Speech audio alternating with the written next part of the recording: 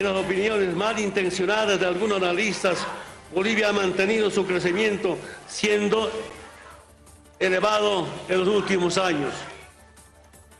El PIB trimestral, el 2017, el PIB trimestral era 3.43%, 2018, PIB trimestral 4.44%. ¿Qué significa? Del año pasado hasta ahora, un crecimiento de 1%.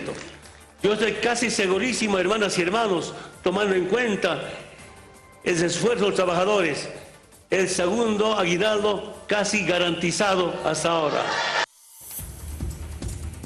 Vamos a comprender, por favor, estos datos económicos con quien hoy nos está acompañando para hacer el análisis precisamente de las proyecciones que hacía el presidente Evo Morales en esta área. Hoy hemos invitado a Óscar Heredia, él es analista económico, y le damos la más cordial bienvenida con la felicitación correspondiente a todos nuestros invitados y a todos los bolivianos que trabajan por este país. ¿Cómo está? Muy buenas noches. Buenas noches, María. Muchas gracias por la invitación. Felicidades a todo Bolivia, a usted y a todos los bolivianos.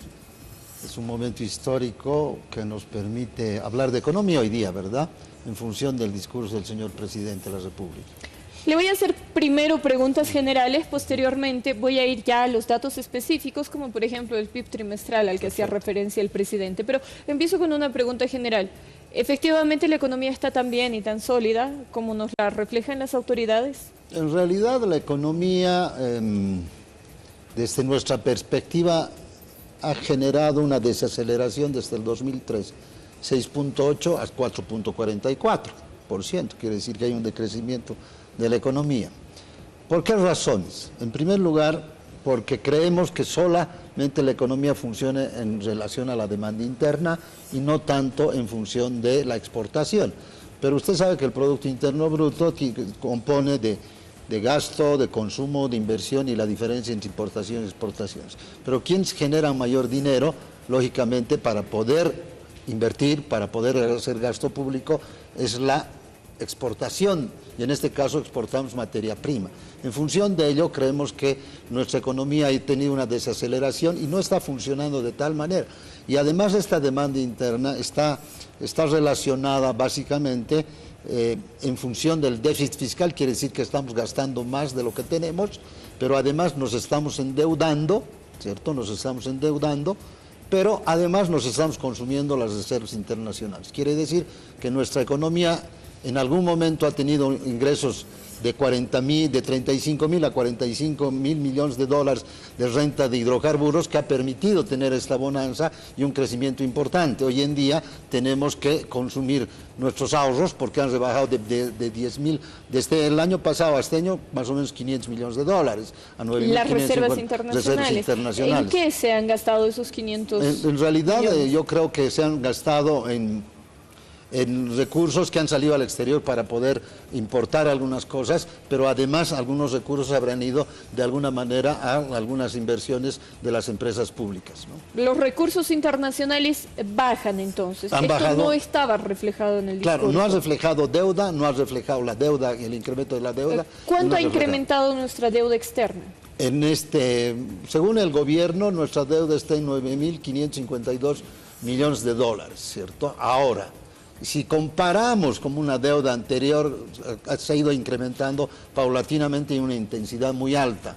Quiere decir que nos estamos endeudando mucho más rápido de lo que nos habíamos imaginado, pero además nos estamos consumiendo nuestras reservas internacionales, que han bajado de 10.000 millones y pico a 9.552 millones. Entonces, estos dos puntos usted considera que faltaron en el discurso, reservas internacionales y deuda externa. Lógicamente, en función de... Es que el análisis de la economía no puede ser solamente una partecita, sino con qué nos estamos sosteniendo en el consumo interno.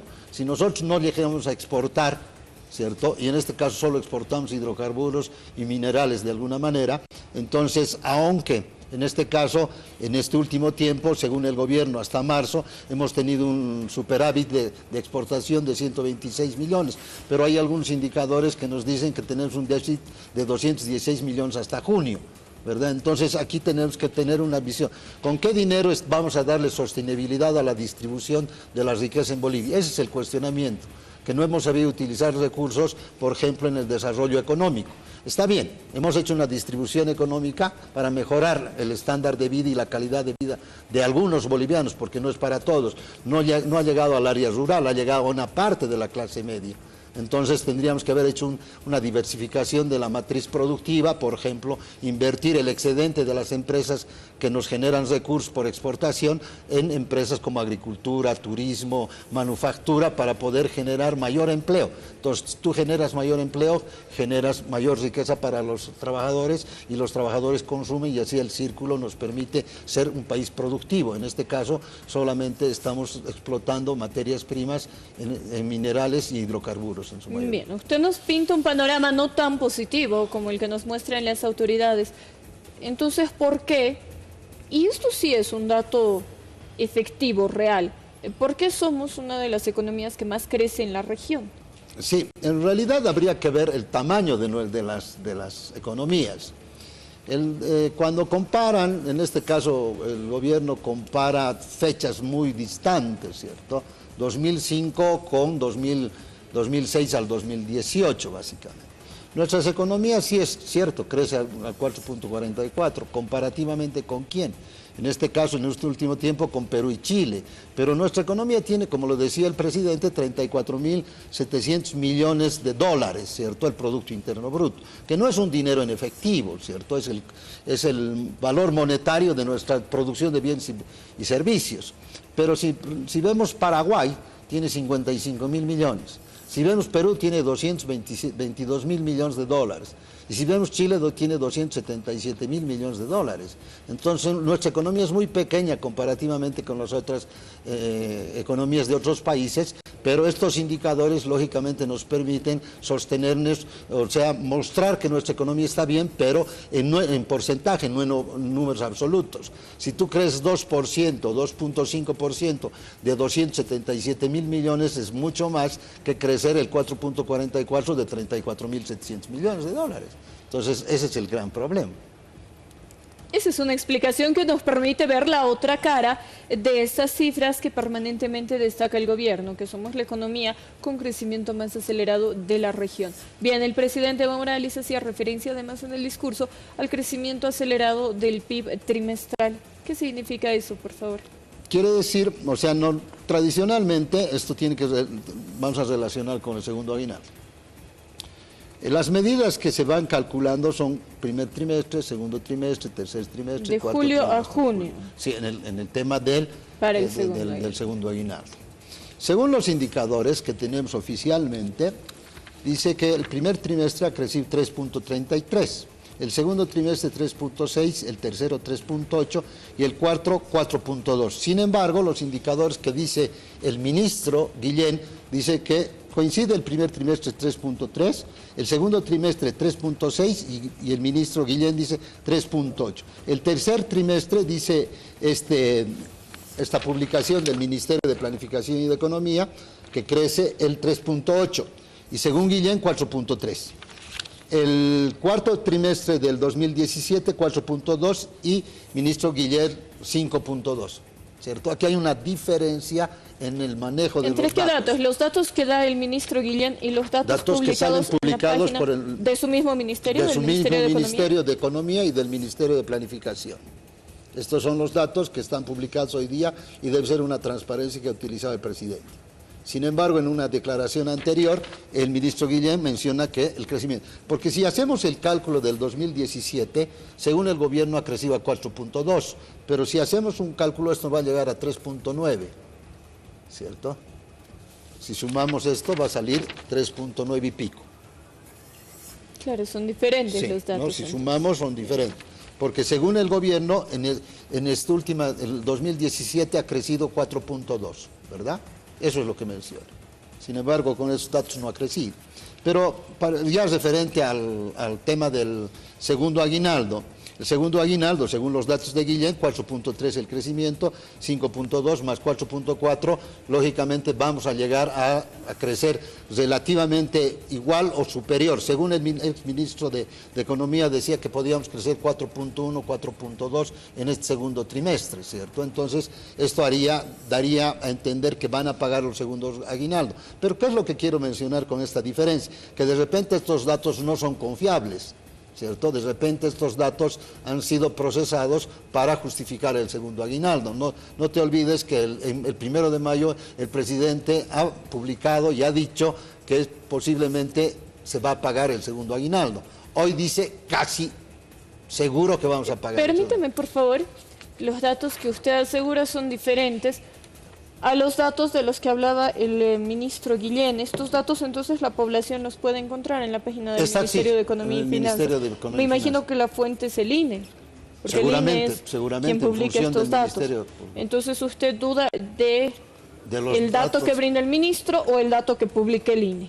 Bueno, yo dudo como no tenemos la información precisa, entonces quiere decir que hay una diferencia. De repente es un error, porque han cometido un error hace poco en cuanto a la suma para demostrar cuánto tenía el señor presidente. Sí, ¿cierto? Dijo 400.000 y dijeron que eran 700.000. Entonces esto nos da a entender que posiblemente hay un error de cálculo o alguna intencionalidad que nos demuestra que los datos no son precisos.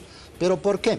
Porque esto no tampoco sale de estos análisis, sino hay analistas que también demuestran que posiblemente no se haya crecido al porcentaje que se dice este último trimestre, y hay empresarios que también dicen que no ha crecido la economía en ese porcentaje en función de otro tipo de análisis, ¿no?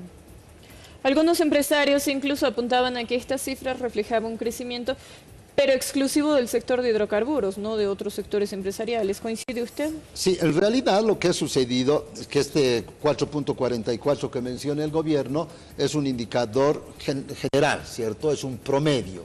Entonces, lógicamente, en este último trimestre, usted sabe que han subido el precio del barril del petróleo que está indexado al gas, ¿no?